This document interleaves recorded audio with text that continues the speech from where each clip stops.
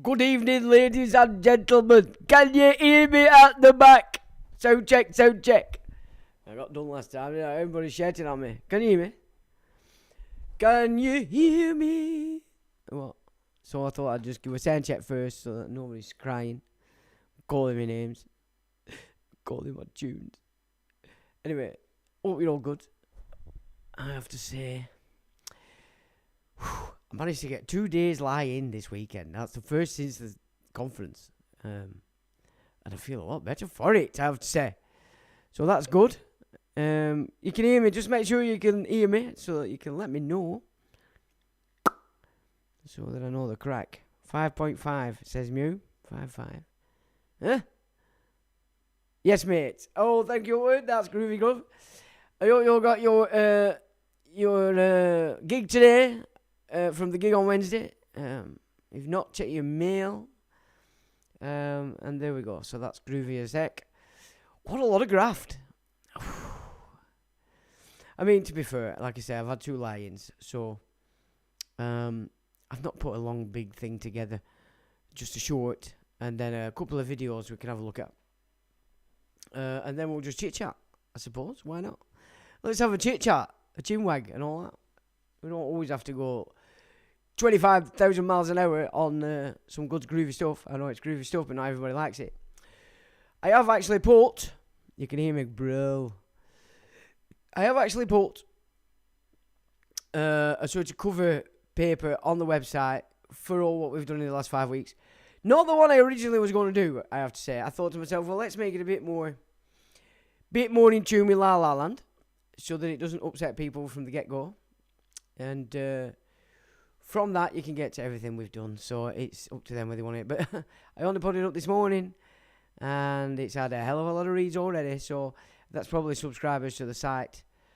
So it's doing well. People are interested in the terrain and not the fruit bat land.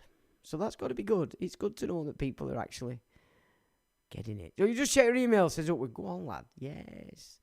So we put everything in. We thought we'd wait. Instead of just giving you half and half, we thought, well, let's just wait until we've got it all together. And so you've got everything that we promised on the old Wednesday gig. So good stuff. You will enjoy that. And of course, it is the foundation of everything that we've been discussing. So absorb it, because it's going to be at least a month before we do another. I want more lions. I want some more lions, because I don't think I realised just what I'd taken on when we started that conference and everything that's come off it, because it was quite a lot of graft. So that's all good. Anyway, that's enough of me moaning. What's going on in La La Land? Well, this Charlie Kirk gig, I mean, everybody's still talking like he got killed. And I don't believe for a second that he's dead. I think it were a complete fake-up. And I would suggest that those projectors are what we were witnessing when we watched that gig. And nothing I've seen since has changed my mind. However, we're not making statements of fact. We're just opinions. And in my opinion, it was a very staged event all round. And there's a lot coming out about his Flossie.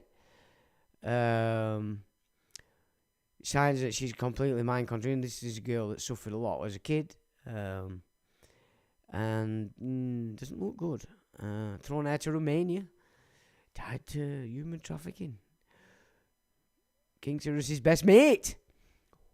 Seems to be a lot going on, only child trafficking and in Romania. Now, I do know of 10, 15 years ago, an ex-European parliamentary lady who wrote a book about the orphans in Romania and the fact that the British royals were all over Romania and they were filling up these sorts of care homes with babies and they were disappearing. And she went hell to leather with that through Europe, making sure everybody at least became aware of it. And she had a lot of success, and that young lady's called Roly Post, a Dutch lady, a lovely lady, and Romania does appear to be some kind of centre for these elites and hoity-toits to be playing with children and trafficking, and I would presume organ trafficking. And did you catch that the other week? Trump and Z caught off mic speaking about how excited they were at the fact that by just keep swapping organs, they're seeing that they can live to 150 years. And then considering that we're being 50 years, they'll be able to live forever. Oh, that's not good, is it? They just keep throwing in organs all the time. I mean, that must have a serious effect on the fact that your biology has just got all these different memories in, these genetic codes in. It can't be good. So I'm pretty sure they're not living the life of Raleigh if they're doing that. Well, serves them right. But, you can understand now why this organ trafficking has gone through the roof. They're doing that with it. And, of course, if we go with Abe Finkelstein, the bodies that they then are left with, that they've done the deed with and taken these organs, they then put in McDonald's. And as was announced earlier in the year by KFC, they've joined in as well. So if you're eating that muck, they have told you. They've told you what the crack is. So on you and on your head, be it, I would say. So yeah, lots and lots of nonsense going down everywhere. And so hopefully, Wednesday made sense. You got something from it, and hopefully again with the stuff that you've received today should give you plenty of food for thought. And if you just stick to that paradigm and just enhance your grasp on it from now until the next one, you will have served yourself quite well in the journey to dealing with the estate and the divine trust and such. So hopefully it made sense. It would appear so from the responses that I received. So all is well. It seems to be moving in the right direction, and that has got to be good. So like I said, nothing exciting really tonight. I just want to revisit something we did about 3 years ago, just to cement this reason why we've not really seen and understood why this Exolite system has been set up. Because it was set up by Stalin in 1934 as a twin homeland, mainly for the Ashkenazi, where they were being formed and used to exist in their own theology, but under imperial control. And I've been trying to connect some of these big Eastern families that we've been looking at to no avail. So it's either scrubbed, or they actually didn't come from there or even go there. But of course you've got cadet branches all over the show, and I haven't given up. But obviously being out there so close to China, it does make sense that that's where they were setting this Exolite system up. And of course a lot of them have left over time. A lot went to Israel, to Germany, to the United States, but it just makes sense that you've got Israel one block, and then you've got the other oblast over there bordering China. So we'll just go through. It's only quick. It's not massive because I didn't want to bore you anymore with that stuff. But it just shows you that actually there's a lot more going on than people think. And the fact the Iron Curtain went up, none of us could see what was going on at the other side of that. Specifically, the fact that the Bolsheviks were loading up China and causing absolute hell in China. A good book I read on that from the, it was sort of like from the log of an American ship's captain who was sailing that Yangtze River and all that area back then when the Bolsheviks had taken over Russia and were causing havoc in China, arming everybody, creating communism and attacking all the existing power base. Which, of course, in today's politics, were all outed to Taiwan. So the original Chinese power structure and people ended up in Taiwan. So Taiwan is very important because it really does have the original Chinese elite families, which, of course, you can see clearly are not communist. Otherwise, they wouldn't be in Taiwan. So we really do have to start to look at this game called communism as the very mechanic that implements this New World Order system, or the no hard trust in your nation. And it's a serious piece of kit. However, what we also have to keep in mind, and this is also very important, that communism, it's classed as left, and that the right is a separate entity. But when you get into the nitty-gritty of it, Adelphi House, which I've spoken about many times, which was the home for the Hanoverians, it was specifically built for the Hanoverians to come over. That was their actual home in London. Then they shipped out of that, and it became a sort of central hub for all the massive known capitalist organisations.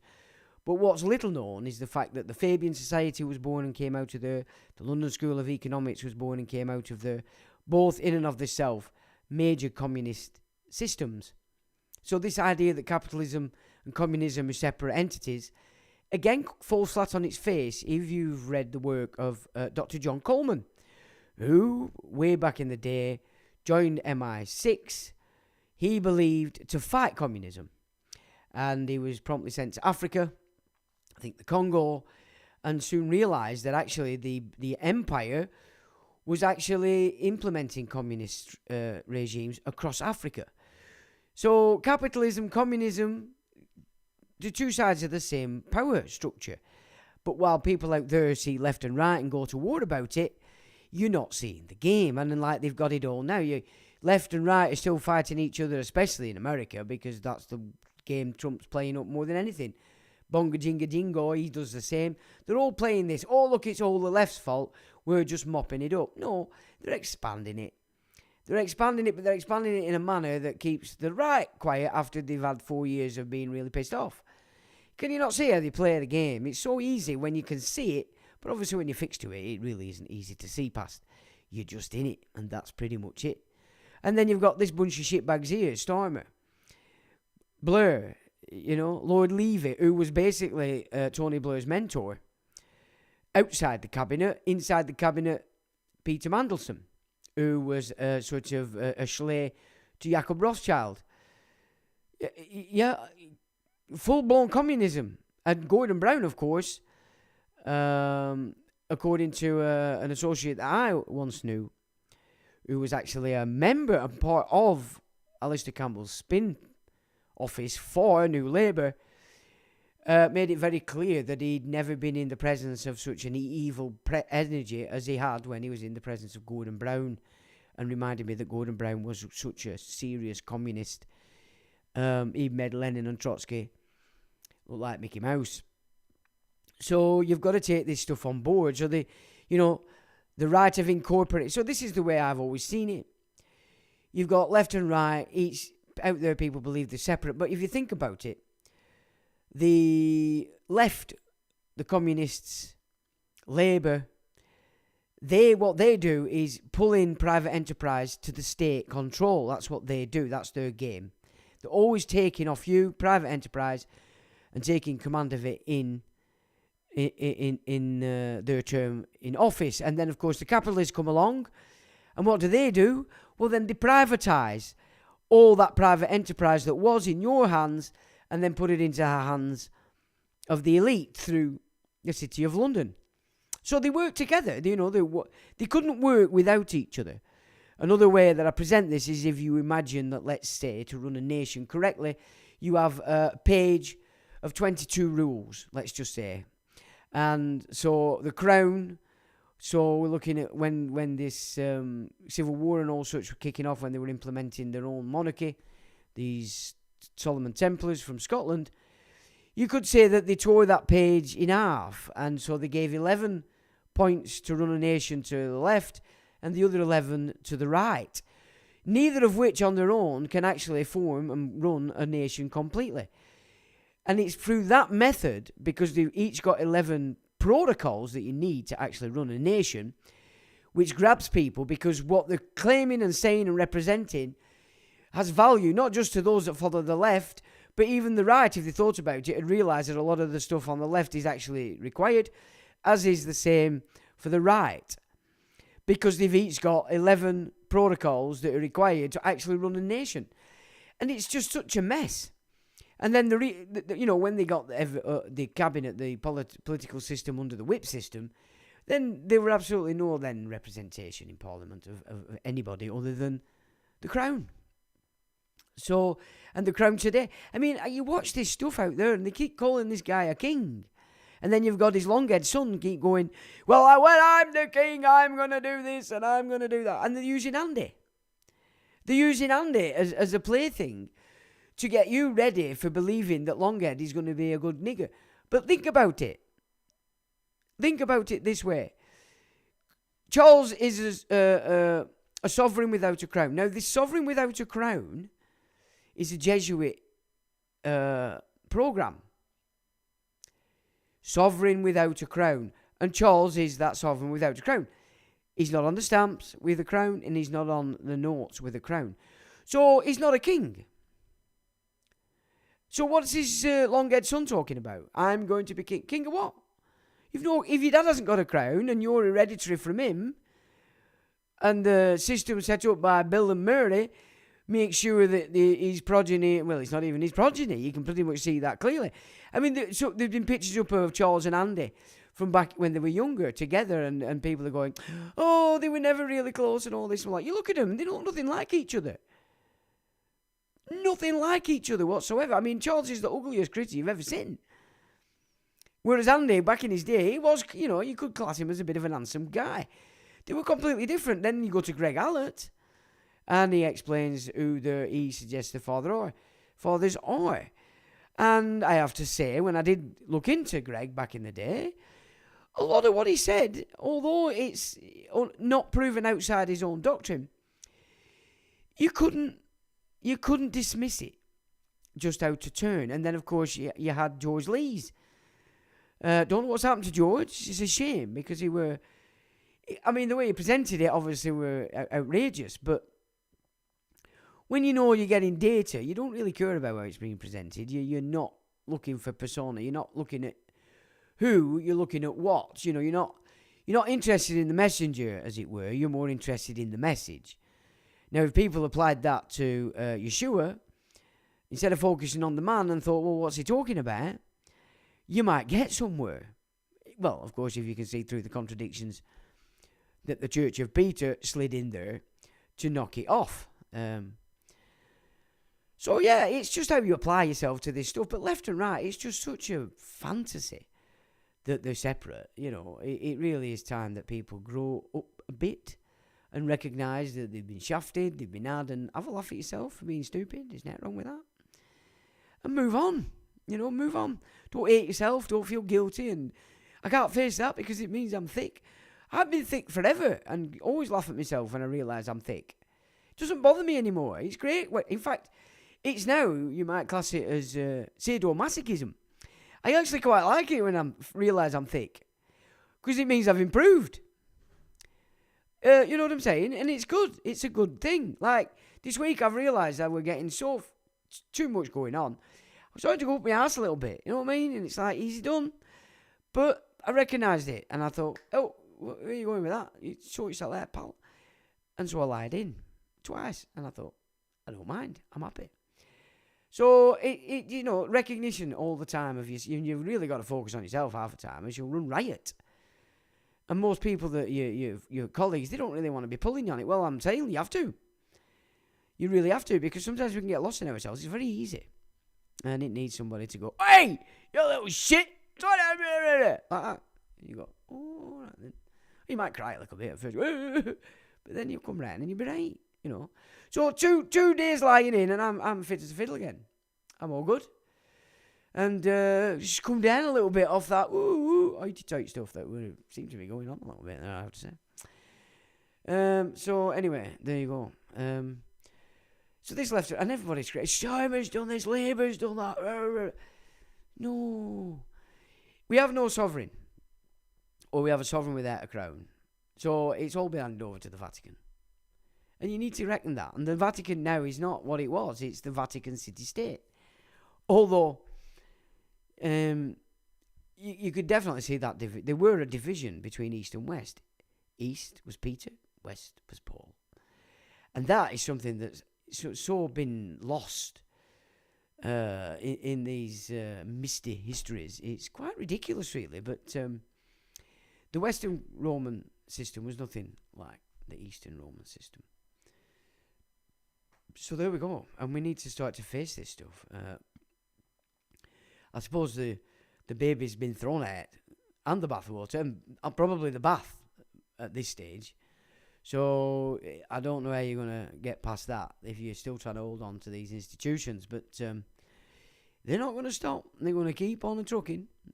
Trumpets out there giving it the big large. Because, of course, the majority of people are moving with it, They haven't stopped to think, well, hang on a minute, what's he doing? And he's doing some terrible thing. I mean, you can see what he's doing with this ice. So, obviously, they're building up this massive domestic military police force, a bit like Hitler did with your Stasi and your SS. Because what they do is they build up these forces, like the police now, and then all of a sudden, at some point, in come the Gestapo, in come the SS at command level, and change the whole ethos of what it is that's been accepted. But this ice game, if people can't see in America what this ice game is, because right now it's getting ahead and holding sway because people believe it's dealing with immigrants and all these sort of gangsters from South America. But the truth of it is, they're just getting it in there, and then pretty soon it's going to snap. Because Trump were very clear, come out and vote my Christians. I'm not a Christian. You'll not have to vote again. And if he did settle the debt with the Federal Reserve because of the fact they couldn't claim it, then moved it into a new treasury, you know what that treasury is. It's the no-hide. So this raising up of Tommy Robinson and reform, or Nigel Farage, the aftershave, it's only to get Trump shit over here. Because everybody despises Starmer. Rightly so. The guy's a freak. He's a creepy freak, in fact. But the thing is as well, you've got so much shit going on TikTok with this AI. People going in and saying, I want you to say this in Keir Starmer's voice. And people are believing it. Like, I just heard one tonight where he's saying, as of something in November, you will not be allowed to play out after 11 o'clock. And if you do, you'll get bummed and fined and maybe put into detention. And it's like, people will believe that. They'll believe that and shit themselves. And it's like, well, hang on, just check it out. It's utter shit. Until he stands up there in Parliament on a Wednesday and says, I'm going to do this, it's garbage. It's not real. But people are... they're building up this pure hatred. Tommy the Tits just bought himself a 950 grand pad. Thanks to all your donations, you dumbasses. Can you imagine that? Tommy the little tit face, who doesn't even know his own fucking name, has got 950 grand to spend on a fucking house. Yeah. And then you wonder why politics is shit. You wonder why your country's falling apart. Because you're supporting it. Not you in the wisest of them, of course, but out there in La Land, you're giving them the money, you're giving them the energy. 950 grand house for that little shag ass. For what? for sucking up to Israel and making it pretty clear that that's who he's in for. And if Israel went to war, he'd be there like a shot. I don't believe it for a second. He'd be off to Tenerife, shitting himself. Would be my opinion. I mean, of course, I don't really know, but every time he's had shit, he's off out of England, and you lot are all left with the piss that he's created. It's like, come on, just settle down a little bit here. You know what I mean? Chill out. We don't have to we don't have to play the program that they're setting going. I mean, he's not wrong on a lot of what he said in relation to our visitor institution. But when you look at the majority of guys that were born here, they're not actually running on that. They're not all running on that stuff. You can always tell them the door. You know what I mean? The wives are covered up. And all, that's not an Islamic dress. If you look back into 70s and 60s, they might wear a little face veil, but you could see through it. They had an headscarf on. But they didn't look like ninjas. You know what I mean? They didn't look like that. And then you look at the ninjas and you look at their husbands and you think, ooh, they're either fresh over or they're ISIS mindset. Now, they're the people that you need to keep your eye on. Not necessarily all the boys that have grown up here, they've got businesses, and they're having a jolly old time. But if it carries on moving the way that the system wants you to, then everybody gets forced into taking a side. And by default, that's where it's going to be. And when in truth, the system that they're implementing is the enemy to if you're a Jew, if you're a Muslim, if you're a Christian, if you're a Buddhist, if you're Chinese, if you're Vietnamese, if you're Thai. It's mankind's enemy. And this is another thing that people, sometimes remind me. Well, look, it's not all Jews. No, is it? Just like it's not all Muslims. Just like it's not all Christians. And it isn't. And that is a fact of it. But we also have to take into consideration what Abe Finkelstein said. Because he said it for a reason, and that is this. They all know. But they keep quiet. Because in case, it's same with the Muslims. They all know the agenda. But they keep quiet. In case. Well, this is the thing. You can't run around saying, look, I'm not that mindset because it's demented. With that attitude. You can't do. I was christened a Catholic. I grew up Church of England. But I'll tell you now, I'm not tied to this fucking Vatican shit. And I'm not tied to Church of England because it's pretty pointless. So I'm making it clear. I am none of that. Well, that's what has to happen. If you're going to say you're not doing that, you can't just pretend. Unless you're full of shit, then you can. You've got to stand up and say, look, I'm not having this garbage. This is not who I am. I'm not playing out.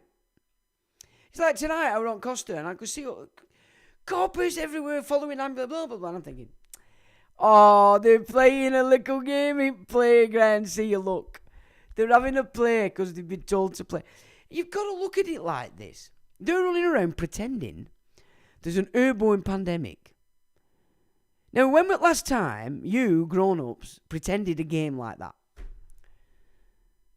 When you were playing doctors and nurses at infants. Because you wanted to see what she had and they wanted to see what you had. And we called it doctors and nurses. Was that just me? No, I know it weren't just me because everybody played out. So I'm not just noting myself. But we did play that game quite a lot. And then I liked it when girls played Keep the Stony Side because they kept lifting it. Anyway, I shouldn't really have said that, should I? But anyway, never mind. That's just that was a couple of years ago because I'm only 22. I keep forgetting that as well. Will you shut your face? Get it. I'm on my live, yeah, be quiet. I don't know, I'm just getting excited. Get enough for banging. Anyway, what am I going to say then? So anyway, that's enough of my peccadillos. But you know what I'm saying? They're actually, if you look at what they're doing, so you've got fire girls, you've got ambulance penises, you've got police, and anybody else that's involved in all the corporate crap. And they're playing out. And you're paying for it. They're using petrol, diesel, electricity, and barging around hot roads like that. And I just thought to myself, don't you dare try and involve me in your playtime. Just dare. I dare you. But they don't bother me anymore, but which is good. I like that. I'm happy with that. But just watching them playing out in the playground, because pretending there's a pandemic and it's airborne, and oh my word, what are we going to do? And when you look at it like that, you've got to look at look at the mindset of all these people and see it for what it is. They are infants. They need to be held in custody in the sense that they are on title. Because if you let them run riot on their own, can you imagine? And so when you start looking at, your fellow humans, well, they're not, I'm not human, but they're humans, and you look at them in that frame, they're just little children, need to be told what to do, have no soul, a character, a mind of their own, and they've been told to let's play, oh my God, there's a pandemic and it's coming out of the sky. And they're playing it hard, really hard, racing around on road with the blue lights flashing. They don't care if they have a crash and kill somebody because they're playing out. But if you did that, death by reckless driving. But it's all right if they do it.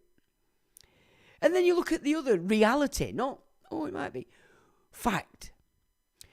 These are a bunch of Johnny-come-latelys, private for-profit companies impersonating a police constable. I mean, that's a fact. And yet people have it. And then people go, well, it's not fair. What's going on? That's what's going on. So if you don't get to the root of it, you'll go protesting and dance around Tommy. Love Trump and Farage, the aftershave. You get my meaning? It is really the way you see it, the way you look at it, the way you approach it.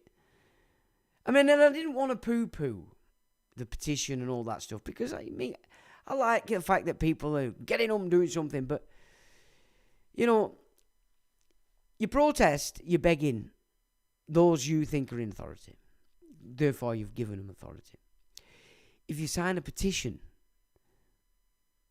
you're already consenting to their authority.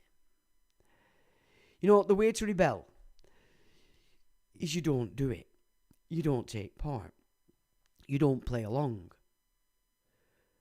And that's enshrined in English law. Lawful rebellion.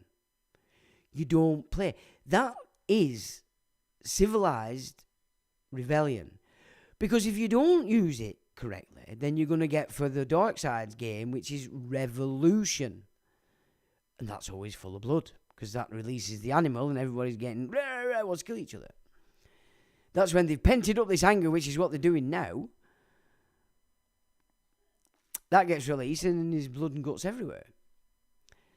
And it's like, this is why civilization called England, we had a lot of law that said, well, hang on a minute, if you're not happy with that lot, sort them out. Sort them out. Don't play along. But there's too many people happy to play along. Especially them that wear uniforms. It's quite ridiculous, really. But I had to laugh to myself tonight watching them.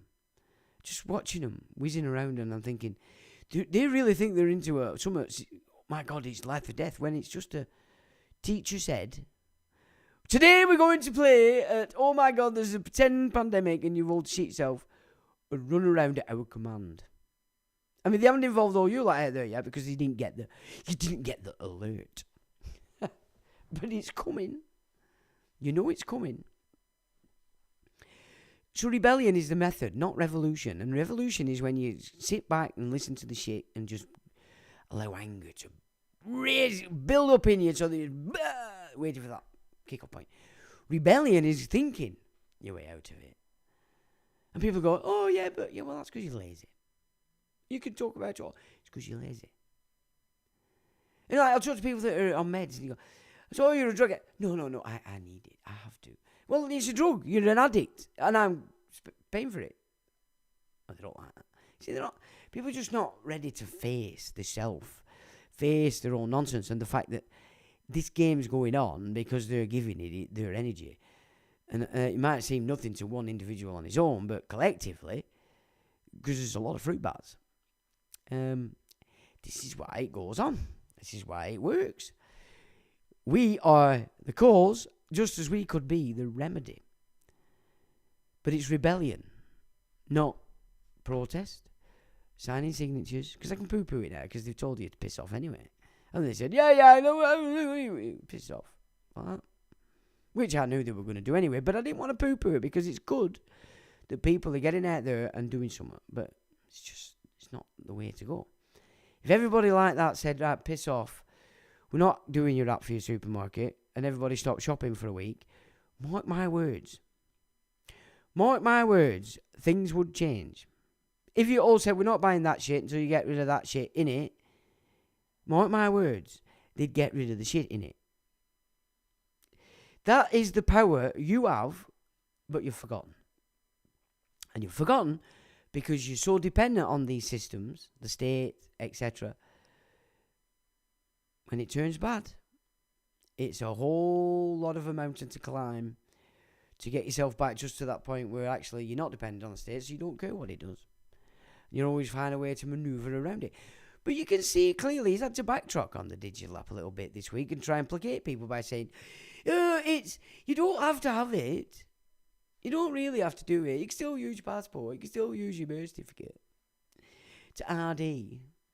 But if you want it easier, just get it digital. If you want it easier. So this is the method they're going to employ. They're going to make it difficult. Now, of course, the more people that go with it, then the more difficult it is actually going to be for those that want to rebel, that remember England and what it's all about.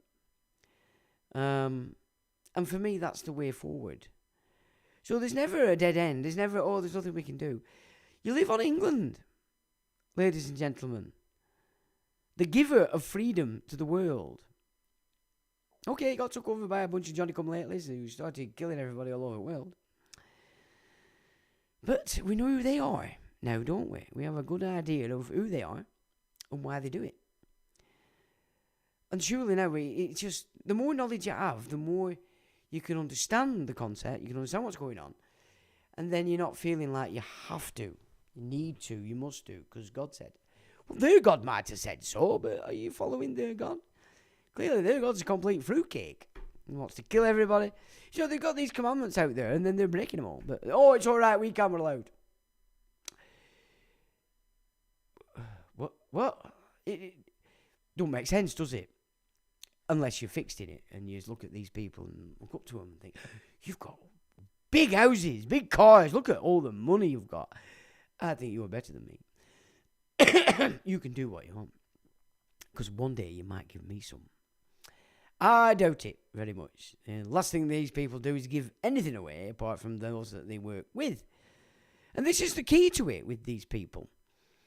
What they do is they support each other as a group. So as a group, something will be invented or an idea will be formed, and they'll all share in its creation, its production, and then for it to continue. And this is where the masses, being separatists, every man and his jack dog is on his own great and fantastic. This is where you come a cropper. There is no cohesion, and so it's very difficult to actually make something of yourself if you're going to be a lone ranger. You know what I mean? Yeah, this is where they have it. They work together. They support each other in whatever it is that they're doing. And this is why it carries. This is why it builds.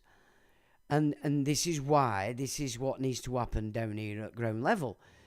Right-minded people need to come together. They need to achieve what needs to be achieved, and then need to work together with a common aim, which is basically just to rebut this shit show, this foreign entity that's taken over everybody's land. And this is the way we have to start to look at it. The minute you say that's it, I'm giving up, there's nothing I can do. Well, it probably is nothing you can do. But that's nothing to do with out there in the big wide world. That's your limited capacity in every aspect, You can't ever give up, no matter what the world throws at you. And I'm an expert at that, believe me. So I'm talking through experience on that. You never give up. You know, if something kicks out, you've got to find a way around it. You've got to find a way through it. You don't let it change you. You don't let it melt itself in your energy, and so that you start to exercise that same energy that you don't like. This is the problem. So many people, when they start fighting something, actually become it because they're using the same shit. And before you know it, you're a carbon copy of it. Just because you thought you're on one side opposing it, actually you get to a point where you are it, because you are behaving, thinking in exactly the same way. And that's what you have to be really careful of. You know, it's easy to cop out and go, I'm going to start shooting everybody or something like that. It's a cop out, really. It really is, because you're copying what they do, you know. And I like civilization for that, because it doesn't copy. You know, and people think it's a weakness, these invading forces. Actually, it's not a weakness, it's a strength. That we don't fall down to your ridiculous mindset just because you're doing it. You know what I'm saying? I mean, you can see it as people realise that the systems that we thought were there to protect us are no longer protecting because they're working to promote it. Then eventually it's going to get to a point where people do say, look, I've had enough of this. Let's deal. But what I'm saying is, it's gone on for so long, these invading forces think it's actually a weakness. It's not. It's a strength. It's a strength in us that we don't become like you just because we don't like what you're doing. We don't like what you're saying. But then Tommy and those kind of characters are trying to push you to become the same as what it is, you know, is garbage.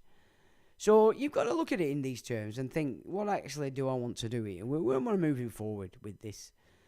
Not sit at home shitting yourself, because that serves nothing. And when you're shitting yourself, you can't think straight. When you can't think straight, you can't actually function correctly, and nothing you do is going to bear fruit, apart from not very good. A rotten fruit, you might say. So I hope that makes a little bit of sense. We'll go through who's on, and then we'll have a look at this very interesting video that I actually had to upload today because it wouldn't let me share it. And I believe TikTok have not letting it anywhere near it. So I've uploaded it. It's probably the best breakdown of the digital app that I've seen so far. So we'll have a look at that just to make sure, just get it on the live so that it's out there for people to see, because it definitely is worthy of being pushed. So John's joined us, and he says, good vid already, and we didn't even start. Thanks, John.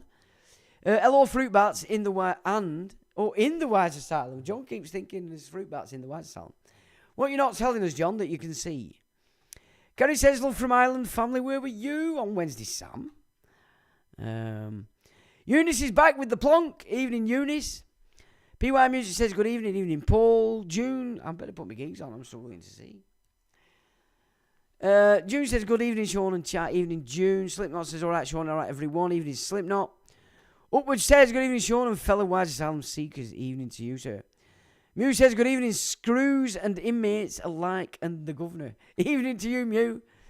Can't wait for Wednesday. Another visit to Johnny the Rotten, Johnny Lydon, for a question session. So that should be fun. John puts the hand up there and Mew's a 5-5. Oh, now I get it.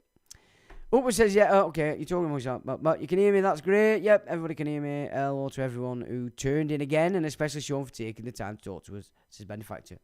Thank you, Benefactor. And thank you for your efforts of recent times as well, sir. Much appreciated. Anthony says, Sean, chat with friends, evening, Anthony. We'll bring in questions to the next one, help you, Sean. Well, you can... Yeah, I mean, the plan was that we're going to do questions through each section, but that went out windy, didn't I? I must have got excited. But yeah, questions are essential, really. I mean, that should play a big part in what we're doing, because that way then, people that are not understanding fully will go away understanding fully. So, absolutely, questions are actually probably a major part of it. So, yeah, absolutely. Pedram says, watched a somewhat stammering, self-censoring James Delingpole today. He repeatedly named Babylonian court, referring to ruling cult. Interesting. And when I was back on the Daily Telegraph about 15 years ago? What are we now, 25? Yeah, 15, 16 years ago. Mr. Dellingpole arrived on the scene at the Telegraph at the same time. Interesting is that, because, I mean, let's be honest about this. Even the people at eye level have not recognised what's actually taken place. And if you do actually give some serious attention to the information that I've presented in the last 5 weeks, and I mean proper attention, it will show you something. And what it will show you is you don't want to be a part of any of that. So that might be interesting, Pedram. So thanks for that. But yeah, it would be it's a dangerous load of data, really. But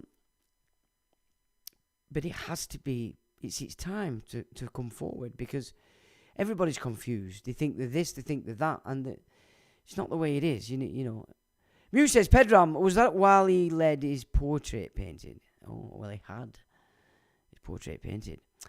Pedram said, Iran, excluding Babylonia, says good evening to England. Former Camden town man Pedram, still standing my ground here in Iran. Good stuff, Pedram. And England says, good stuff to you back there, me old China. UK won't, but England is my wife. She's me bird. And she says, well done, Pedram. Keep up the good work. And that's to all Iranians that are fighting the good fight. Okay, John says, the Romanian Parliament building in Bucharest is the second biggest building in the world in terms of floor space after the Pentagon.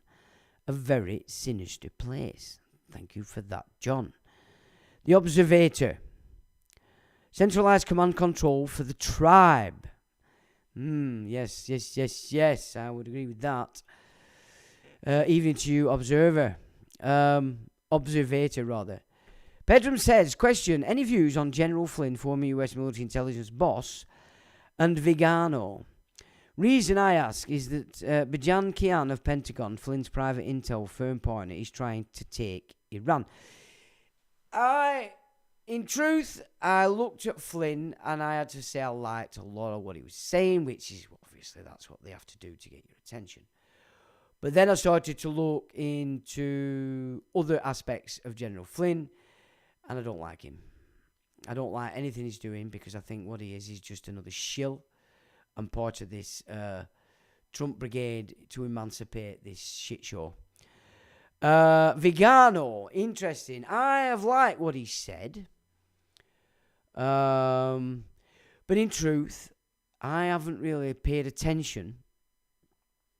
Mainly because my Twitter has been just, El Elyon has just annihilated it, basically, for his freedom and all that shit. And there's no freedom on Twitter for me. So I used to get a lot of that data from the Twitter, and to be honest, I don't go on it anymore, because very rarely. Because it's wrecked. They've wrecked it completely. It doesn't go anywhere. I get the same feed shit in all day. It doesn't change. So I've sort of lost touch with Vigano, but I did like a lot of what he was saying, because he was quite right in pointing out how Francis were a bit of a shitbag. But I have to say, I've a couple of images, new one now. I mean, this Newport's more up Trump's ass, so he's definitely a big part of it. Probably bigger and more so than Francis. So I'm not keen on this Newport at all. No, I don't know what Vigano is saying about this current Pope. I've no idea, because I haven't really paid attention for quite a while. So are you suggesting that Vigano's tied into Flynn, there, Pedram? Because that would be interesting in and of itself. Observator says, some call it communism, I call it Judaism, Rabbi Stephen Wise. Well, of course, not all Jews are communists, and that is a fact. But all communists are Jews, and that is another fact. So, but then, like all of us, everybody's being used because they're allowing themselves to be used. And it's based on these ridiculous ideas that everybody's superior to everybody else. It's the doctrine that's inferior or superior. Not you just because you've claimed to be one of these interpretations through religions. Look at the doctrine yourself and it starts to make sense. You're still a minefield because there's contradictions in it everywhere, deliberate, of course. But in the main form of it, it's not understanding the words that you're reading. But ultimately, if you want to get anywhere with the doctrine, you've got to study it yourself.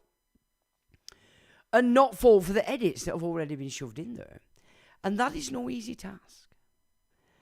Thick as mince, says Mew. Capitalism is dialectical skullduggery, concocted by the usual suspects. Absolutely it is. I'm astounded that people still think that they can tick their way out of tyranny by voting for deform, says John. Well, they do. Because they're still fixed to the system. They're so fixed to the system, you see, that's the problem. They can only look for a remedy within the system. So the system will offer you what it believes you'll pick you up as a remedy. Reform. Trump.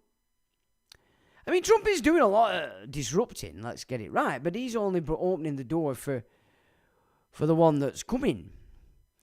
And the more I look at Baron Trump, I have to say, I really don't like it too much. He looks like an exceptionally angry, dictatorial kind of character. But I suppose we'll have to wait and see, which would be perfect, would it not, for the coming Mashiach to, institute and sort of carry out the no-hide game. But I don't know. I mean, he's still out there's a few potentials, but I'm not so sure which way and who it's going to play. But Trump is only an emancipator. You see, that's the thing. You've got to, if you go back to history and who these people are that are being symbolized, Trump is the emancipator. The one that opens the gate for the system. He isn't the be-all and end-all in and of himself. You've got, and this is why we've gone through all this ancient stuff, because so much of it is being rehashed and re-symbolized. El Elyon, according to that last that we looked on the video, who sort of babysat for Elon as a kid, said that's his name, El Elyon. No, it means greatest God or something like that. But the contract that Abraham had was with El Elyon. And so people, of course, assume that means the father of the beginnings. Well, Yeshua was very clear in his entire gig that actually the father he represented was not the father of this shit show. And that, but the edit's in there and people, they don't see that because they're not necessarily studying the work. They're just reading it to confirm the program that they've had shoved on them. Interesting. Solvamist gives it the pink hand. Evening Solvamist. Bummed and fined, you don't get to do both. I don't know. You look at some of these Johnny come lately's now in uniforms, they're a bit strange. Pedram says, Mew, Marvin Antleman 2012 interview was not bad. Why it was erased? I don't know whether I know that one. Community guidelines, yeah.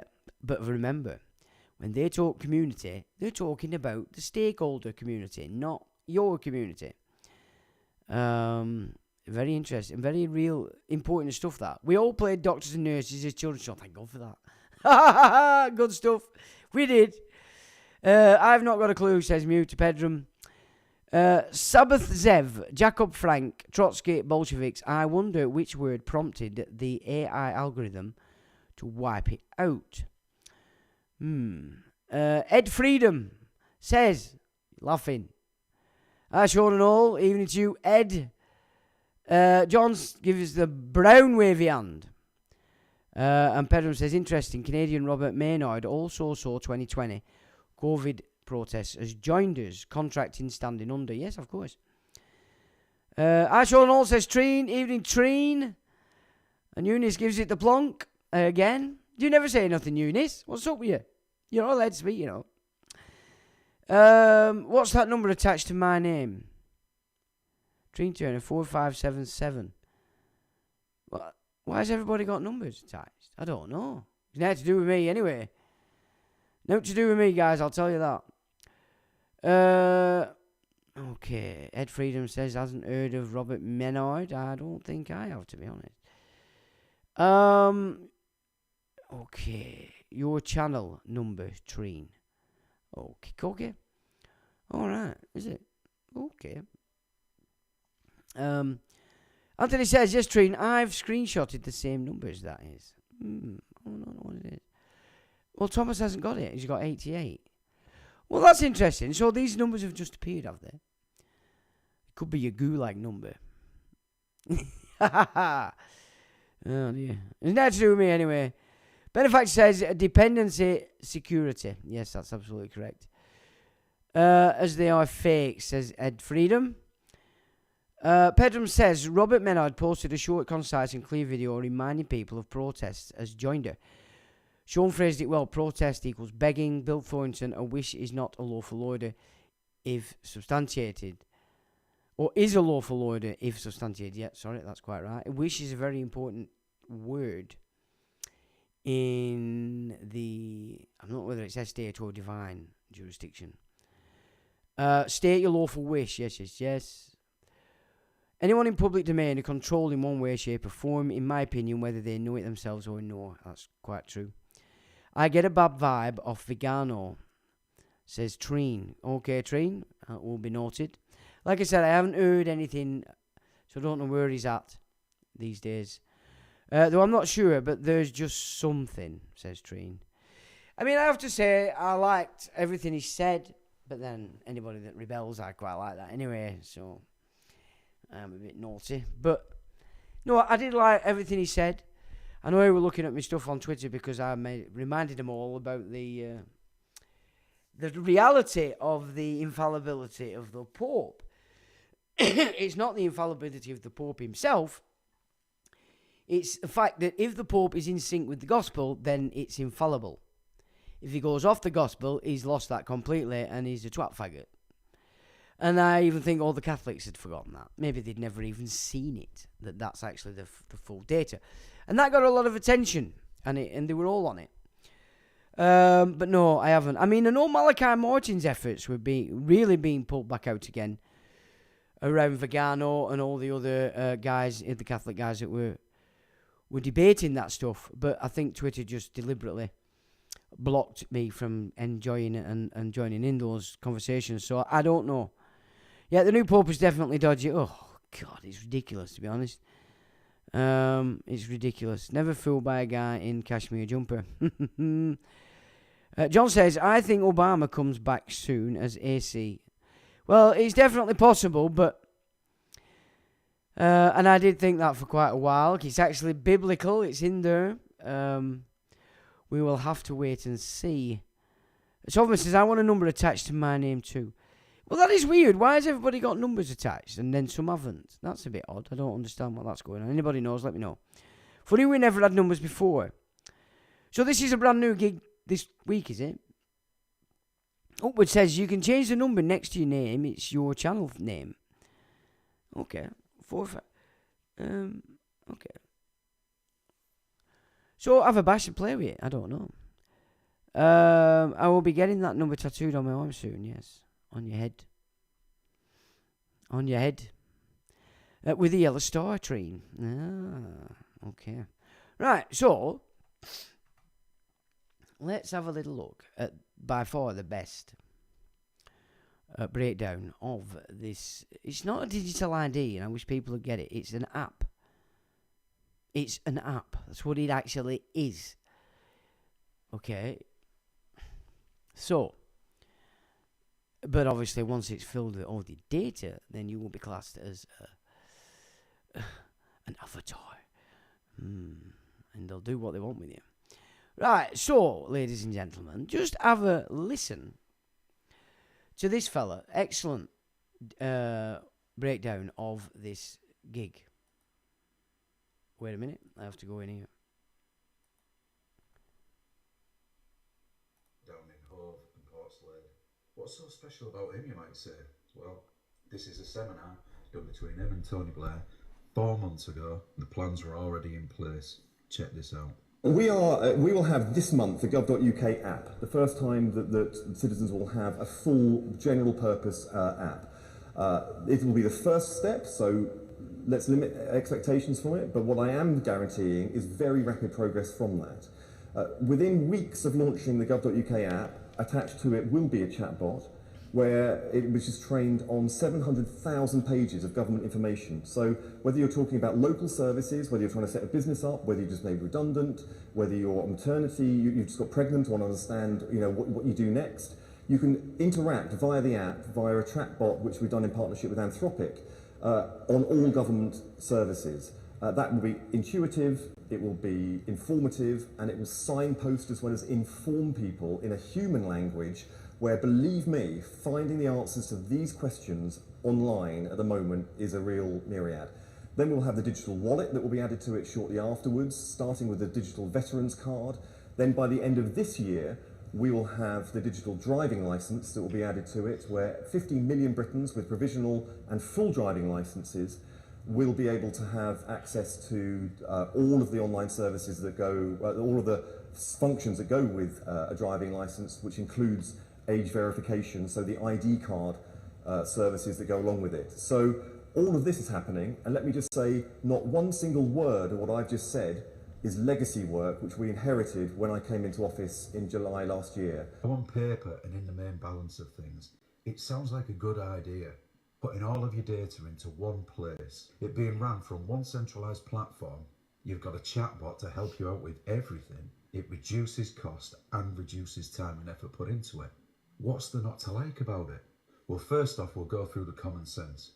Blair tried with digital IDs in the 2000s. He failed. The next time he tried it was during the pandemic, where he was wanting a vaccine passport. This could have launched and been very successful, but it was for the wrong reasons again. Then just after this proposal, there was a huge influx of money from Larry Ellison, Oracle. Then the focus changed onto AI. That's the route in. That's the way that they're going to get the whole of the British population under digital ID. The fact that he's tried twice before and it's failed, it doesn't matter anymore. This is what matters. Oracle operates as a vendor and a cloud to hold everybody's data. But in some African countries, they're now suffering from what's called vendor lock-in. Now, vendor lock-in is something that Oracle seem very good at. At first, they propose to hold all of your information in a cloud for free, but you're signed into this. You are literally locked in, and over time, there becomes a subscription fee. Now, personally, to me and you, it wouldn't be a great deal, but to a nation, we'd be talking billions, and it would be locked in. Something that you cannot escape. And that's the big plan, because if you've got a country, a nation of people with all of your data, not just the NHS, every single thing, everywhere you've ever been, the cars that you've bought, your insurance, every claim, your tax, your business documents, every single thing in one place, then you will be held to ransom. It's happening in Africa, specifically Rwanda, and they're struggling to get out of this vendor lock-in. I did a video last year talking about our physical selves and how we've been rinsed throughout our lives, so we are practically worthless. The only thing that's really worth anything now is our data and our future, and this encapsulates where digital ID is going. Now, it's alright having some newbie journalist on ITV asking the PM all the questions about digital ID and what's going to happen with these conspiracy theories, where I'm looking at the WEF website, the Blair Institute for Global Change website, updated New Statesman reports, the global seminars all over the world with Tony Blair, where he always peddles the same narrative, that this is a revolution, and we either keep up with it or we fall behind. And with Peter Kyle being tucked cosily underneath his wing, straight to the heart of the Labour government, where the Tony Blair Institute has got people working with civil servants day in, day out to make this work, the system will exist whether we accept it or not, because the TBI has marketed it to the Labour government as the only way that we're going to get growth. So it's not only do we accept this now, it's also we're going to be held to ransom through all our data in a vendor lock-in, all because of some manufactured problem with immigration. Or we're just going to ignore it, focus on the CBDCs, the digital pound that's due to be released in the second part of 2020s. That's on the Bank of England website, you can go and look at that for yourself. They say that it isn't going to be linked to your digital ID at all, whereas you know for a fact that if we do get subjected to a vendor lock-in, Larry Ellison and Oracle as a company are just going to want more and more information. Once we're locked in, the amount of data is not exhaustive. Everything we do from here forward will be logged and controlled by them. So look beyond the here and now, because the future's for sale. Now that's being blocked all over TikTok. Now, there was another one I wanted to show you because it fits in with what we've been discussing, and that is that there's some shenanigans going on with the Estee Lauders. I'll just prep that ready, but I'll come back to you. So yeah, that's the best breakdown, in truth, that I've seen on this digital ad. Now, Oracle, again, is another massive corporation that were formed in Adelphi House. And I do have a report up on the website. Maybe I'll have a look at it in a minute, but that's been up for years. So Oracle, very well known player in all this. He played a big part in the financial crash 2008. So in back-end digital, it's a big operation. It doesn't surprise me then that it's going to be involved in this new system. And of course, like he says, they're just going to block everybody, which we know is exactly what they're doing in China. Now China, 5 years in, and it's falling apart. That's a good thing, and they really don't want anybody to see that outside of China, because obviously it's going to scare people even more. It's sad that China's firewalled, to be honest, because there's a lot going on in China, and of course they just don't allow us to see it. So there's a battle going on. Now I'm wondering, is this against the Exalarch, or is it the Exalarch, or what's actually going on here? Let's have a look. The industry, I think that the world's richest man is trying to take over the business of the 5th richest family in the world. Check it out. So when we were researching BlackRock's board, we met Fabrizio Freda, who is the CEO of Estee Lauder. How do you pronounce it? Is it Estee Lauder? Anyways, turns out the Lauders have a lot of money. They're the 5th richest family in America, and they're worth $40 billion. And I had no idea that the luxury industry was worth this much money. But it gets better. Maybe I've just been living under a rock, but the richest man in the world right now, not Elon Musk, not Jeff Bezos, it's Bernard Arnault, and he's worth $240 billion almost. He owns LVMH, which is also a beauty company, Now, just one more thing. If you remember Catherine the Great, her family was Anhalt. And you're not telling me that Arnold and Anhalt are just a take on the same name. Prussians, or Persians, to be frank. know about. In researching the Lauder family, a bunch of articles came up about this. Billionaire Nelson Peltz save Estee Lauder. He's a famous activist investor, which means a rich motherfucker that likes to target companies to take them over by buying their stock, which ties in nicely to what we've been talking about share ownership and control over companies. Rumor here on Investor Place is that institutions may have recruited Peltz to pressure the Lauder family, who control the voting shares. Seems pretty sus anytime you see a lot of these major basic bitch publications using the same titles. That tells me there's a campaign going on. All talking about how the stock dropped after really shitty earnings and he needs to save them. How's he gonna do that? Well, he's buying shares and writing proxy statements to them, suggesting ways to run the company. But he's got an uphill battle because the Lauders control 86% of the voting shares and 38% of the common shares. Again, believe that maybe institutions have recruited him. Peltz is famous for doing this, apparently. He tried to do it to Disney recently. He bought up 0.5% of the company and then tried to get himself a board seat, I believe it was. They said, fuck off, and he eventually gave up. All of these articles reference a potential sale to LVMH as his plan. Kind of curious that the guy in charge there is the richest man in the world trying to buy out this other rich family. I doubt they're gonna go quietly. And then lastly, I just had to show you guys this. I found a perfume forum where people have fragrance discussions. What the fuck? So I guess some of the world's richest billionaires are fighting right now. We're not gonna track it or anything. I just thought it was really interesting to stumble across. And it is interesting because Estee Lauder has been cited as the Western branch of the Exalarch system. So, are they trying to support a failing company, or are they shifting it now under this guy? Interesting. But now that we've got that insight into the Exalarch, Exalarch system works. Oh my god! Right, I'm on it. Sorry, guys.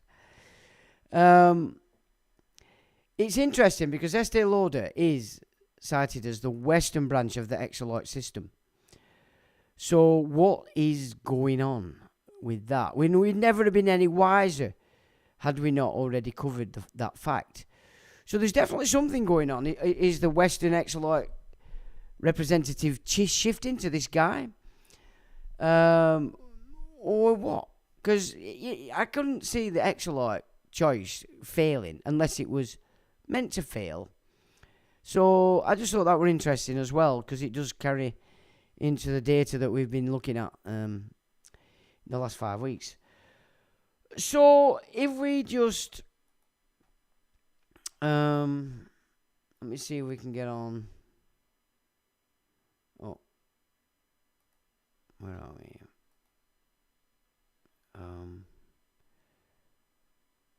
Okay. If I go, where are we? Let me just. Actually, if I go in profile. Actually, no, where do I need to go? Corporations, I think. Here we go.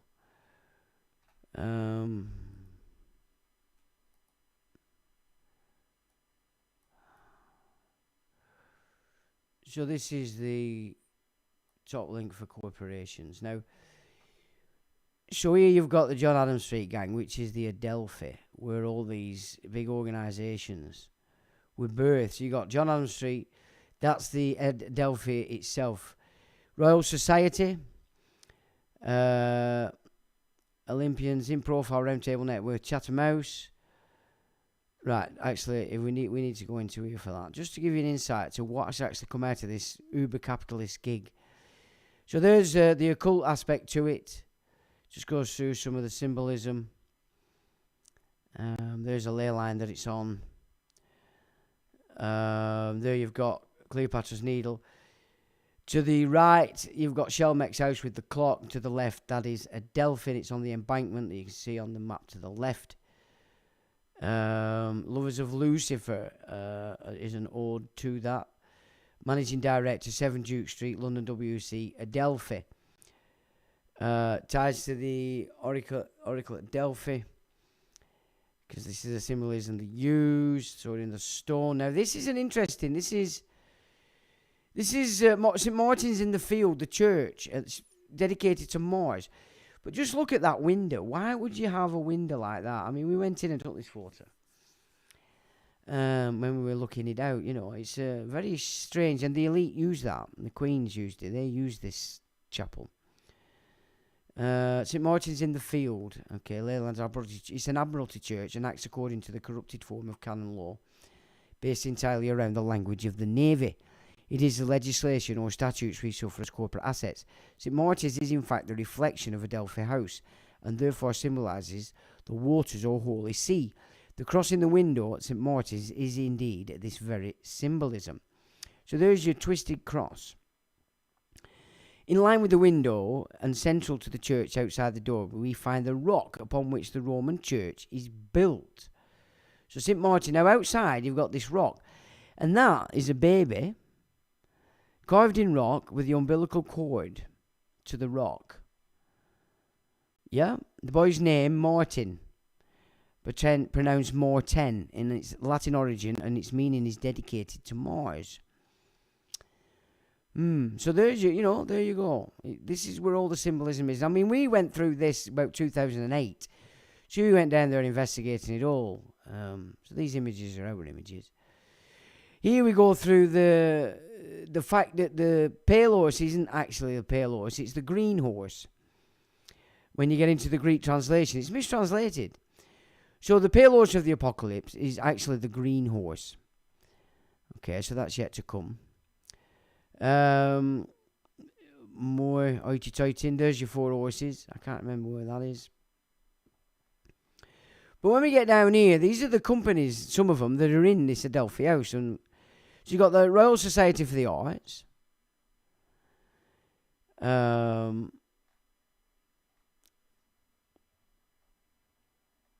What's all that? I haven't looked at this for ages. International Institute for Strategic Studies. Links of London, which is a network on conflicts and state building. UKIP, there it is, the Farage aftershave. But at the time, it was Malcolm Pearson that had took it over. Smith & Nephew, LEK Consulting, Department for Work and Pensions, Hess Corporation, ARC, Absolute Return for Kids, the massive paedophile ring, patron of which is Longhead, or Prince William. So he's patron of the biggest paedophile ring going, tied into the Dutra affair directly, and yet everybody's focused on Andy, who shagged a 17-year-old 3 times. So there you go, patrons, Duke, and his Flossie. And all these people in this image are all tied to Epstein and all tied to ARC. Circle Group. Malvern House College. This is an interesting balla gig, tied with Baal. It loves children. And it's all to do with illegal immigration and fake IDs. So that's where it's coming from, Malvern House College. You've got Cookson Group, another huge corporation. The Federation of European Employers. The Gallup poll, again centred in Adelphi House. Succession Corporate Finance. TXU Europe Group PLC. Fractal Edge. Goldman Sachs involved. And you've got Oracle Financial System. And it had a huge influence in the 2008 financial crash and the incorporation of the globe. So Oracle's been around for a long time. So it's certainly not surprising that it's heavily involved in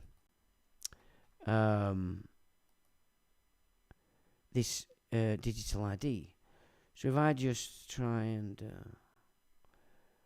So this is not long, guys. I'm not going to bore you stupid. Like, I know you've had to suffer some serious data dump, but this is just the exabyte power base. Now, again, as I've said, I can't prove that these particular families come from it, but so Stalin created a Jewish homeland in the Jewish Autonomous Oblast in Birobidzhan, Russia, in 1934.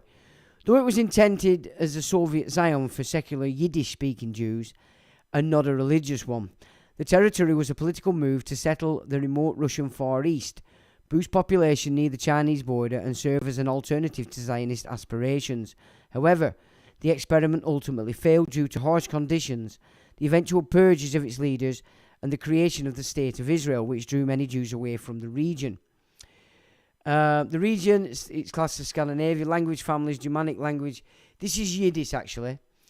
So Yiddish is important because this is where you start to realize and recognize when they talk anti-Semitism, it's utter garbage. Yiddish is a Ashkenazi German language. It has no ties to Semitism whatsoever, save for the fact it tries to use some Hebrew alphabetical stuff and some Aramaic. But as a language itself, it's not of the Semitic group of languages, and therefore you cannot be anti-Semitic if you are speaking about an Ashkenazi Jew. It's impossible. This is why they use it. So in the region it comes from Scandinavia, language families, Germanic languages, Indo-European languages, spoken by Jewish people, Ashkenazi Jews, Israelis, and Litvaks. Dialects, Eastern Yiddish, Western Yiddish, and Klezmer Loshen, or Loshen. Early form, Old High German, Middle High German.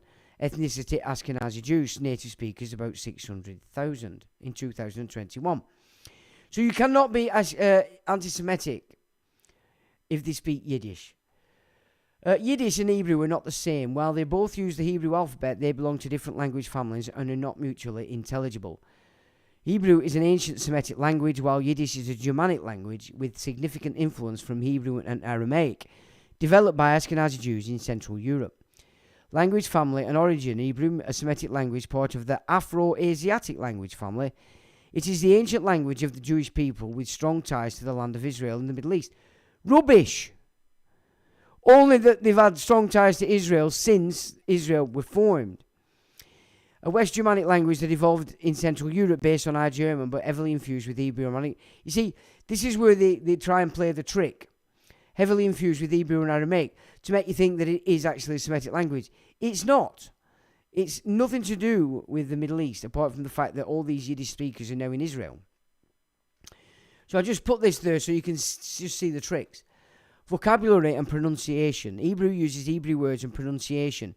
Yiddish uses the distinct pronunciation of Hebrew words that have been Germanized, and its vocabulary is largely German with Hebrew words added. For example, the Hebrew word for good luck is pronounced differently in each language according to Quora. Communication. Speakers of Hebrew cannot understand Yiddish and vice versa. So it's not a Semitic language.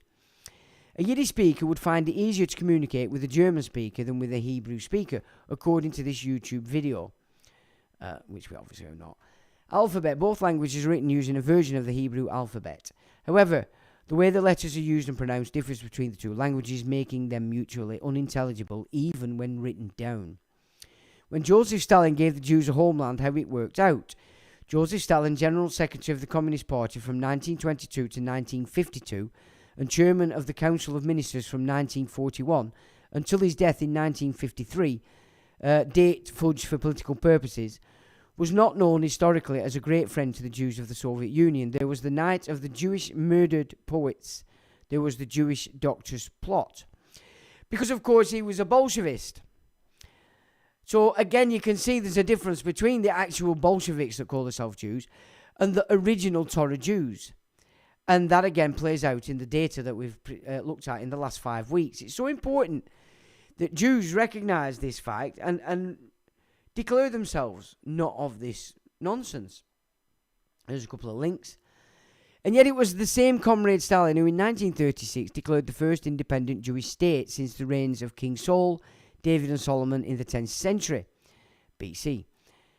For the first time in the history of the Jewish people, he pronounced its burning desire for a homeland, for the achievement of its own national statehood, as being fulfilled. That site was and still is known as Biro Bidzhan, a strip of land between the Biro and the Bidzhan rivers located on the border of Russia and China. How did that happen? Well, it began as many Jewish stories begin. In 1926, the still fledgling government of the Union of the Soviet Socialist Republics was advised that Jewish agriculture settlements have called forth a sharply heightened anti-Jewish mood. Translation: communism took away land from Russian, Ukrainian, Slavic peasants and redistributed it among all Soviet citizens, which included Jews. Also, Jews who did not want to farm came pouring into the cities, competing with other unskilled labourers for the already limited pool of menial work. This annoyed both the farmers and the non-farmers, since anti-Semitism had been officially outlawed by the newly formed Workers' Paradise of the USSR. It annoyed those in charge that it still existed. It was an embarrassment to them. Something needed to be done. The solution: well, if you got rid of the Jews, then you also get rid of Jew hatred. Sure, let's pretend it works that way. But were to get rid of them too. The Committee for the Settlement of Toiling Jews on Land filed an 8-page report saying they would accept any piece of land the Soviet Union decided to put them on, except for Birobidzhan. Why not Birobidzhan? Well, first, the territory was mostly swamp covered in gadflies and mosquitoes. Locals burned fires to keep insects away from the cattle and covered themselves in repelling ointment and netting. Second, the area was populated by native Koreans, who likely wouldn't appreciate the newcomers, as well as Chinese warlords who periodically crossed the border to check on their poppy opium fields. Oh, and Cossacks. Did we mention Cossacks? After the revolution, many fled east. They likely wouldn't appreciate the Jewish interlopers either. Naturally, after reading the report, the Soviet government decided their newly created Jewish autonomous region would be in Birobidzhan.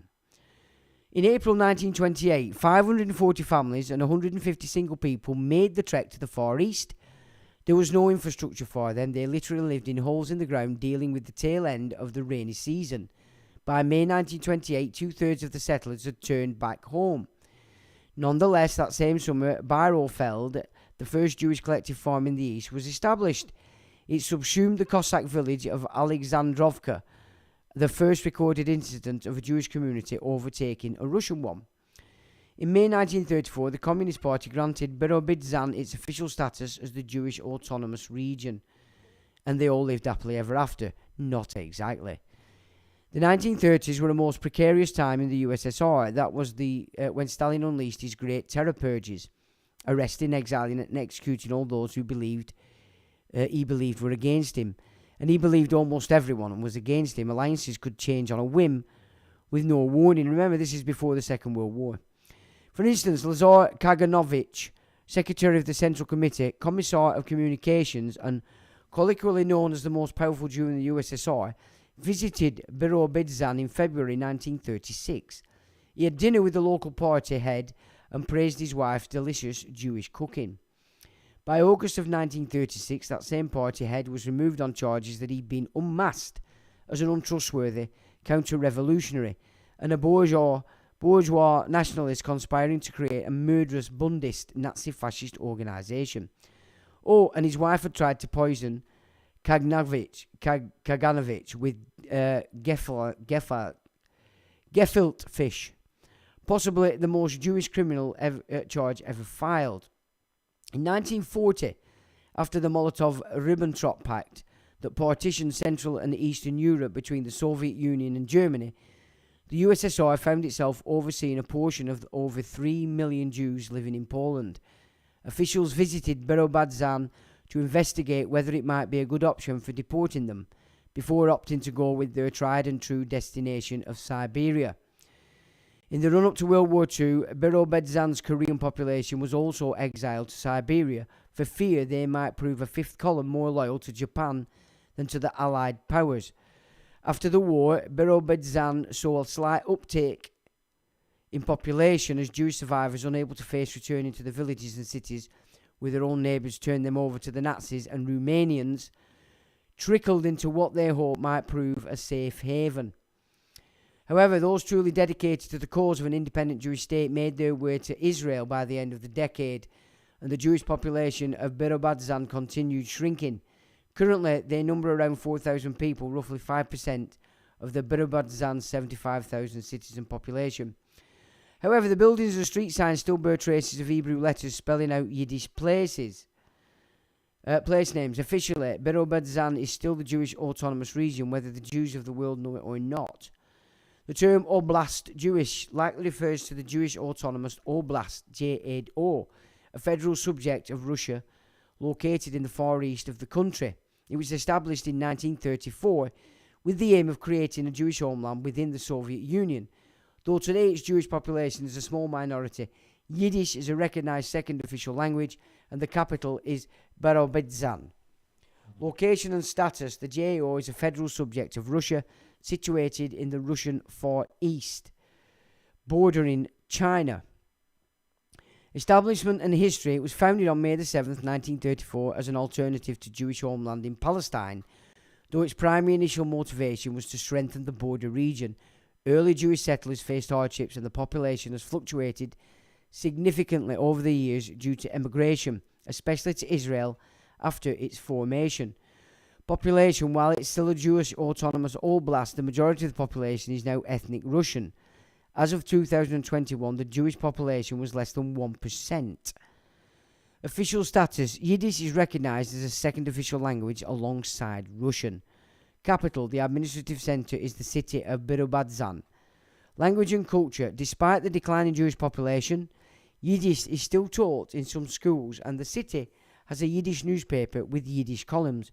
You can still see signs and government buildings in both Yiddish and Russian. And that is that. So I said it wasn't long, but we just need to be fully aware that actually there's a lot more gone on. And I don't blame them all for moving to Israel and the United States and Germany, which that didn't really cover. But that's exactly what happened when I looked further into it. But I just didn't want to turn that into a long drawn out discussion. It's just there again, so we have discussed it before. So where are you guys at? Let's have a look. Okay. Right. I think Vigano was expelled out of the Vatican State or defrocked. Yeah. Yes, he was defrosted, says the haggis. Treen! I know it's cold up there, darling, but I don't think you were defrosted, Chuck. Defrocked, she says. Pedro says, Wikipedia, in 2024, Vigano was charged by the Vatican with schism. He was declared guilty and excommunicated. So, Well, I mean, I don't know. I did like what he was saying, and I did join in the furore for a time a couple of years ago, and it went well. And I did think,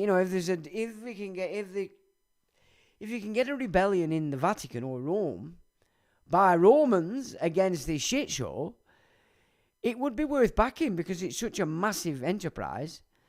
You would have power on a global scale. Let's have a look.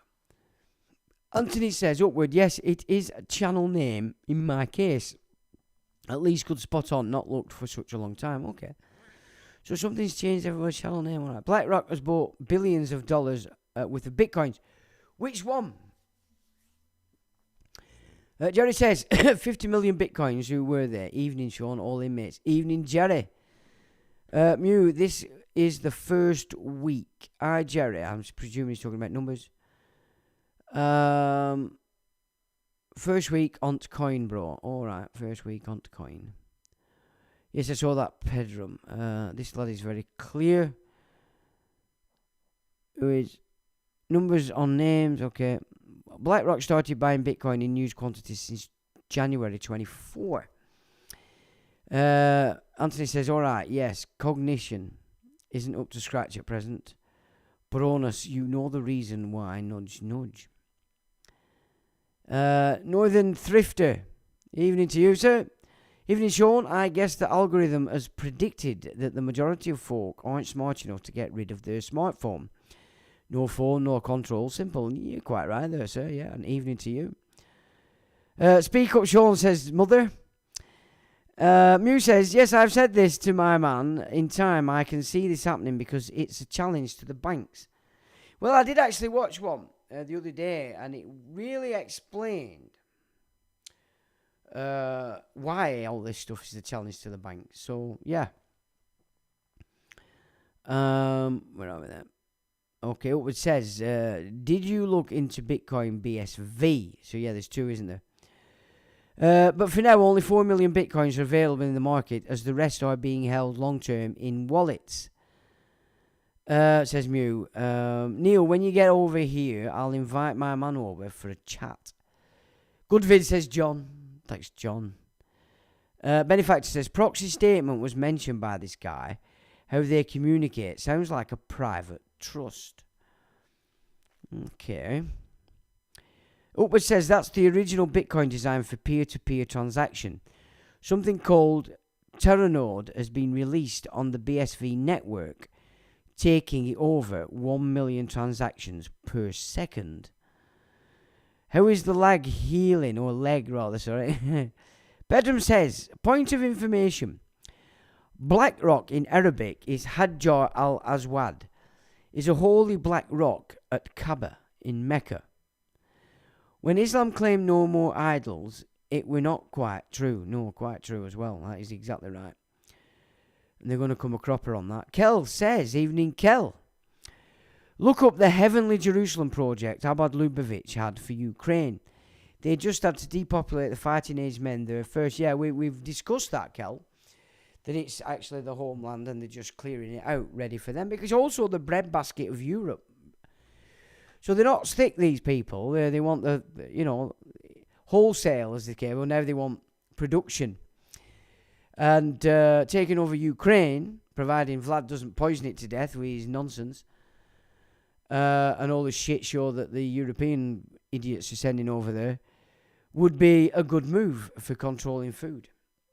So, yeah, we have covered that. Thanks for that, Kel. Benefactor says a proxy statement is like a beneficial interest, someone in the private, not known to the public. That's right. So these are the things you're going to have to start to recognise, people, with this Wise Asylum sessions, yeah? Pedram, does it have a meteorite in the Black Rock? Well, so it would appear. But it's a Moabite idol, and it had 360 other idols around it originally. Nabatean group, but it's originally from Jordan as a thing, and it was worshipped by all these Nabatean tribes, 360 idols around it, way before Muhammad got on the scene. And Muhammad actually speaks about it as well, about the 360 idols. So, again, given the fact Muslims have never read the Quran or the Hadiths, then they're subject to what the Imams tell them. And the Imams don't teach them this stuff. So they're ignorantly happy. They don't get it. They don't see the game. And that is sad, because I do know a lot of Muslims, and it's sad that they have no idea. No idea whatsoever. Okay, Black Cube of Saturn, says Kel. Well, given the information we've discussed over the last 5 weeks, okay, Marduk is Jupiter, which is Zeus, okay? Now, he's there to promote his father over Enlil. His father, of course, is Saturn, Kronos. So we're seeing the connection here, Saturn, Zeus. Yeah, which is why Jesus in South America Spanish is Hail Zeus. So why have they called him Jesus? When we also discussed, the man never even gave himself a name. He came in the name of his father and didn't give his father's name either. These are the facts of the doctrine. Everything else is the edit that they shoved in your mind. Am I crazy? Or are you? You know what I'm saying? I base my shit on facts that are there to be read and seen and witnessed without the edit. But yeah, I mean, there's so much about the Kaaba. And I've read it all. And also, before Islam, there was actually a holy man in Petra. He's well documented. And the temples on North Africa back then were all facing Petra. So it looks like they could have mimicked a holy man that was documented, was known. But again, there's just data that's out there to be seen. How that actually manifests in real time, I'm not sure. Mars and Jupiter, Tin being the mental attribution to the latter, the double cross, and the core rulers of the current paradigm, says Anthony. Mew says, I'm walking without crutches and don't need pain relief. Coming on, okay, thanks, good stuff, upward. Pedram says, Mew, I haven't checked. There are a plethora of weird idols at Kaaba. The latest, a wall to protect Satan pillar. So outraged pilgrims stoning Satan get naught out of it.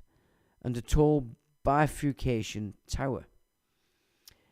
Are they going to start putting it back to its original? That would be interesting. Because, of course, the Nabateans were one of these tribes in the Levant back in that day. Interesting. I might have to look into that a little bit, actually. Kel says, Lazar Kaganovich, creator of the Ukrainian Holodomor. Oh, thanks for that, Kel. John says, good vid again. Thanks, John. Only a little bit skyddish, says LFX. Skiddish. Alright, kid, yeah, go with that. Benefax says, hello and alle, German in Yiddish. Hello to ale, interesting for me as it sounds similar. Pedram says, I shall search and find the Bard FM 2-part Vigano talk of 2020.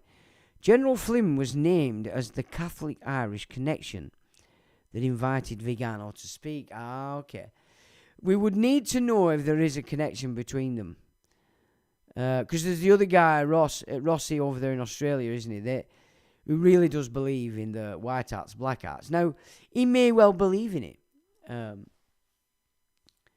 I've listened to a lot of Rossi's stuff. He makes sense, but he's ex-SCS, the chances of him actually being programmed are quite real, but it doesn't mean he can't break out of it. But I do like his act. It's just the fact that everybody's moving in sync with Trump, the emancipator of this shit show. Anthony says Black Cube is nothing to do with Saturn except scapegoating. As for the biblical, the ruler of this world, the world means an age. An age is an aeon, 3 houses of the zodiac who are the rulers. Kel says, yeah, it was the Greek, wasn't it? Jesus. Well, it was Ios, wasn't it? Iosus. Pedram says, so calling him Christ instead of Jesus. I mean, for me, they've so mismatched it all, you know. It's so sad that we haven't got Marcion's stuff. I mean, it'll be somewhere. It would be great if we had managed to get hold of Marcion's canon. But then we can get a glimpse of what Marcion's canon were by studying Paul. And that was the church that Rome created from the get-go. Otherwise, Marcion wouldn't have given him a massive donation because he was a very wealthy guy. And so when we look at it from that perspective, and we know that there was a massive distinction between Western Rome and Eastern Rome. Massive. And we've discussed it in the live streams. You know, the Western Rome was nothing like what we now see Rome as, which is this Church of Peter that were formed in Constantinople. How long it's been inflicted on Western Rome, I don't know. That I haven't really found any teeth for. I'm looking from a different perspective. I have to be proven wrong. Of course, says Anthony. I believe Petra is significant, says Treen. Yes. Kel, yeah, Petra was built and occupied by the Nabateans. Not much is known about them. I think they were originally from Jordan, though, yeah. That's where they originally came from. Yeah, and it had 360, I think, idols around it originally. And Muhammad pretty much took it over, but without removing the 360 idols. Very merchant-like people, says Kel. Yep, thanks for that. Well, Kel says, Queen of Sheba might have been a Nabatean. Interesting. Because really, she had a lot to play in this game as well. And Kel says, yeah, Paul the murderer, with teachings nothing remotely like what Jesus taught. Well, I mean, do we actually know that? Do you know what I mean? Do we actually know that? For sure. But if Marcion based his first canon 140 years after the man, or rather 107 years after the man, because of the conclave at Jamnia, where the priesthood were trying to regroup its lost power because the temple had gone, I'm not so sure. And because what he did do is only use the works of Paul and Luke and removed everything Old Testament, everything Second Temple. And then, of course, that was usurped by the Church of Peter, formed in Constantinople. So, I don't know. There's more to be known in relation to that. But we've certainly touched on the surface of that. So Jonathan Hiller. Close cracked me up. All space planet photographs. Fake. But there's a black cube on NASA's site that people lose the shit. I mean, some of the real rabbinic Jewish sects, they do wear the cube on the head. So to them, it has meaning. That's a fact. And from what I've studied, it does relate to Saturn. Now, I don't know. And a lot of it did as well come from Jordan Maxwell as well, who wasn't right on everything. I mean, Jordan Maxwell was at his height when I first got on the game. And I were all full of a cult. And both he and Irish lad, we were all aware of each other, I can't remember his name offhand. Another guy that's contained, Michael Tazarian. Who knew what he was talking about? I just found it odd that he'd sort of been pulled into Jordan Maxwell's sphere.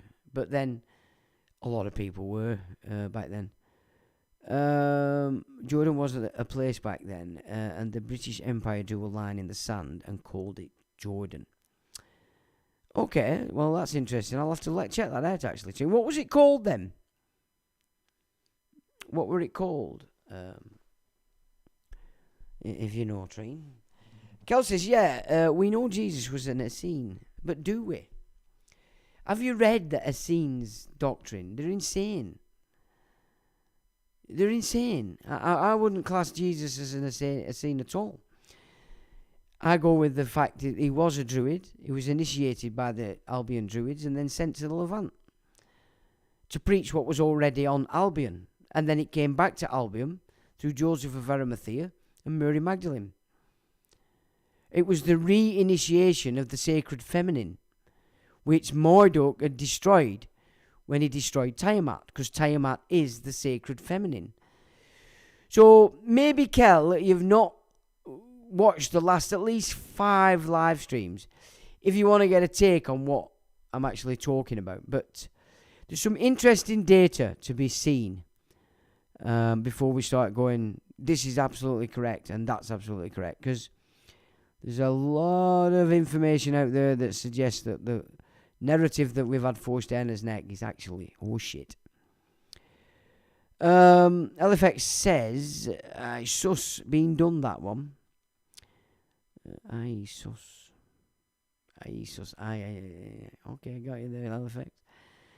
Kel says, there was a mob of Essenes near the Dead Sea, and that was their main spot.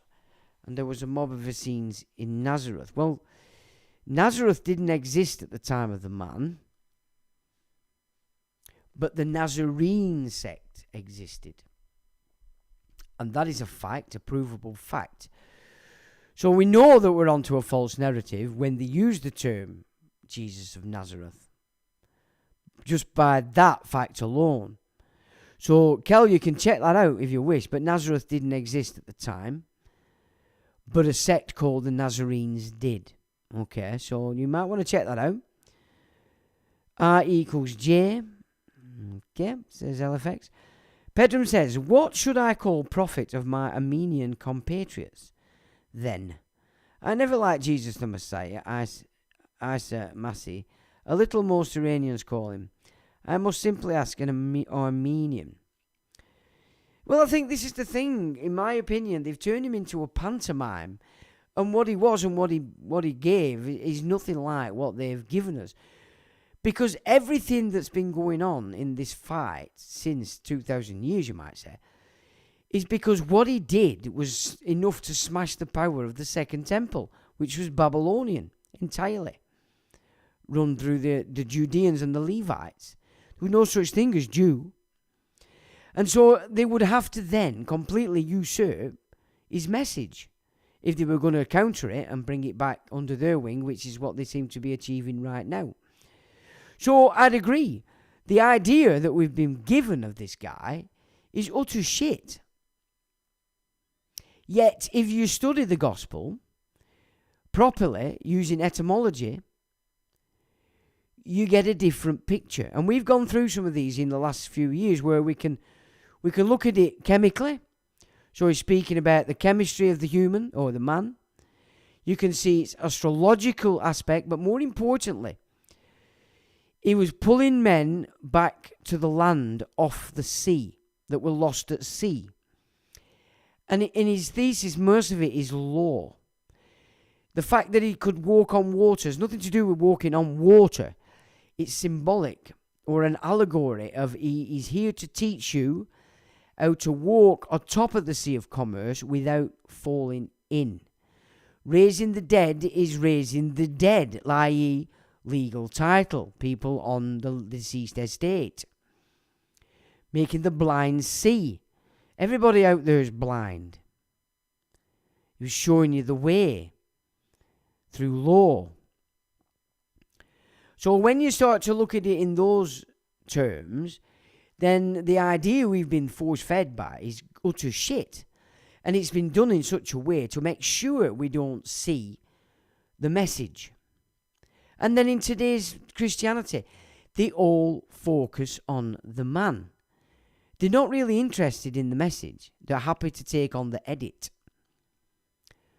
So, yeah, there's no shame in not liking the idea that we've been force-fed about Jesus, because it's utter shite. And in most cases, you get into the nitty-gritty of what they all argue about, and Jesus has got nothing to do with it. It's ridiculous. But the edit that you've been forced, or Christians, you can't see it that way. So yeah, I agree with you there, Pedram. And Benefactor says Jesus of Nazareth. Yeah, there was no Nazareth, Kel. What is your view on the three wise men, Zoroastrian Magi or Druids? Well, it was the Magi that were the big in there, and they have symbolism in and of themselves, each of them with the gifts that again are not as we've been taught. But maybe they were from each sect, Druid, Magi, and Sufi. You know, old school terrain memory rather than this Marduk shite, this legal system, this Noahide justice system that they've put in everywhere. So, what is your... Yeah, so you definitely travel far and wide with Joseph Arimathea's trade network. Well, you see, there's a lot to be said for the fact that the Jesus in Islam is not the same guy as we speak of. And again, that's been deliberate. But we're not getting into that. What part of Syria? And it was part of Syria until the British divided it. Okay. Which makes sense. And LFX says, messy hack. Messy hack. Yeah. Excellent. And British divided after the Ottoman Empire, World War I gig. Yeah. Right, folks. Great conversation there tonight. It was actually nice to speak with you guys rather than just going through loads of data. Kel says there's a tomb in Srinagar, Kashmir, said to be Jesus' burial place. Every man and his dog is claiming, says, I mean, Kashmir, when I was studying all that stuff, is the oldest known nation on the planet. And it was formed and run by the Nagas, the serpent people. So Kashmir, according to, and this was mystery school doctrine, so not necessarily what you'd get out there, is the oldest known nation. So, yeah, everybody. But this is the thing, Kashmir... There is a lot to be said that the Jesus of the Quran is not the same Jesus. And when you compare the doctrine coming out from Allah, it's the opposite. Not only of Jesus, but the opposite of Mosaic also. And again, Muslims don't study this stuff, so they don't know this stuff. They're just dependent on being told what they have to believe. And it's a shame, and it's sad. But then, it's not just Muslims, most people out there that claim to one thing or another, never studied it, never read it, so they can't really say one way or the other. And Kel says, Nagas, yeah, there's a state in India called Nagaland. Yeah. The Nagas, the serpent people. And if you buy the Nag Shampa incense, same thing. And that's a very potent incense as well, by the way. So on that, I will say good evening. Good, because it's later than normal, isn't it? I'm surprised you all haven't popped off to bed because, of course, the clocks went back. Over near Burma, Myanmar border, the people there look Thai, says Kel. Okay. Well, we'll take your word for that, Carl, and thanks for your input tonight. That's been good. So thanks for joining me, everybody. Mods, thanks for modding, but all of you, thanks for taking part. And as is always the case, I shall say, till the next time.